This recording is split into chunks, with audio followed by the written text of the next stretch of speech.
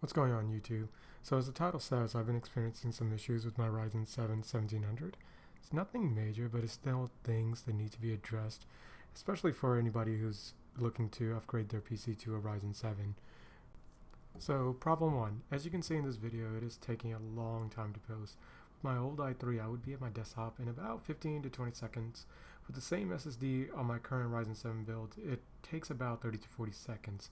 And because of the long post, I don't mind waiting an extra 20 seconds, but if I do upgrade a part or if I want to test something out for a friend or for another build, the long post times can make me paranoid because I don't know if I shorted something out, if I messed up something on my motherboard, and for those 20 seconds, I'm kind of having a panic attack. And it's not fun, but once it posts, I'm happy because I know there isn't an issue. This has been occurring on a few of my friends' builds as well on their Ryzen 7 CPUs. So we really haven't been able to figure out if this is a BIOS issue or if it's a motherboard manufacturing issue or if it's an AMD CPU manufacturing issue. But nonetheless, it isn't something major or really bad, but it is an issue. Quick side note, I have done a fresh install of Windows and I am running the latest version of BIOS. So I really am at a loss for what is causing this.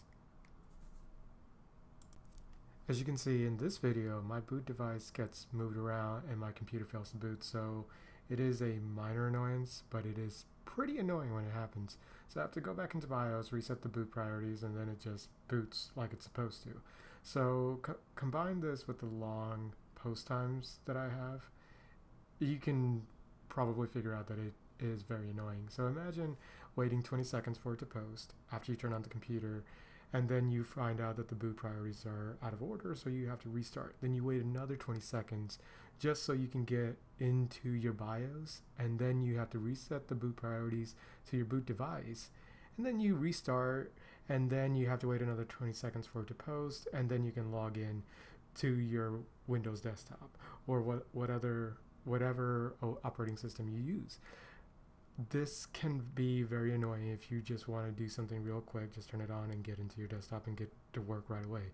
This doesn't happen often, it happens like about once a week, but when it does occur, you can imagine my frustration dealing with it. It's very, very annoying to say the least. As you can probably tell in this video, I'm getting random temperature spikes. I've looked on various forums on Google and a lot of people have this issue, but from what I understand, it's just the temperature sensor not reading the actual temperature correctly. And I haven't experienced anything major like, detrimental to my motherboard or my CPU or performance wise. And a lot of people have commented the same, that it's not going to do anything bad to your motherboard or your overall experience of your build, but it is something to note.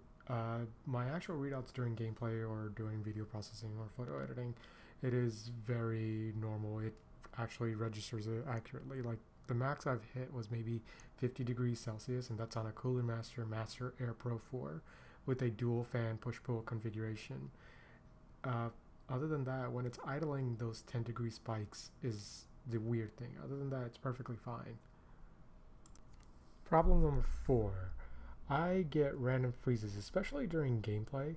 So I have 3 monitors set up and I can see my main display where I play my video games, and on the other 2 I have my MSI Afterburner, I have Ryzen Master running, I have CPU ID, and I have Task Manager, so I know where my CPU is at and where my GPU is at and my RAM usage. At most I only use 50% of my CPU, my GPU is at 54 degrees, and I use about 6 gigabytes of RAM out of the 24 that I have. So I can't figure out what exactly is causing the freezes, and it happens completely randomly. So it can be 2 minutes into game, or it can be an hour into the game, and it'll just freeze, and I have no reason why. And sometimes I even get freezes at the pause menu, or while I'm in the main menu, and there's nothing going on. It's very weird. And then other times I get freezes during the intense gameplays. Those I understand because there's a lot of rendering, there's a lot going on, but the pause menus are really bugging me. But it happens maybe every 3-4 days, and once I restart it, it's perfectly fine. It doesn't happen again, but still very annoying when you're in the middle of a game and you have to restart basically at the very beginning of the mission because your computer froze. It can be very annoying.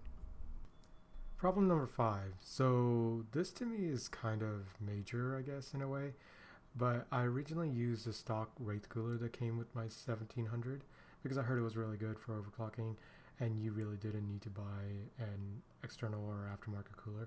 But anyways, I noticed that with my MSI Gaming Pro motherboard, the back plate and the cooler would not align, so I would have to turn half a turn for each screw basically, just so I could screw it in, and it took me 30 minutes to put the stock cooler on. And no matter what I did, it would not sit unless I did half a turn, because if I turned more than half a turn on a screw, it would pop right out. And then I would have to unscrew everything and then realign, and then I would have to start turning it in. And it was very annoying and it was very frightful.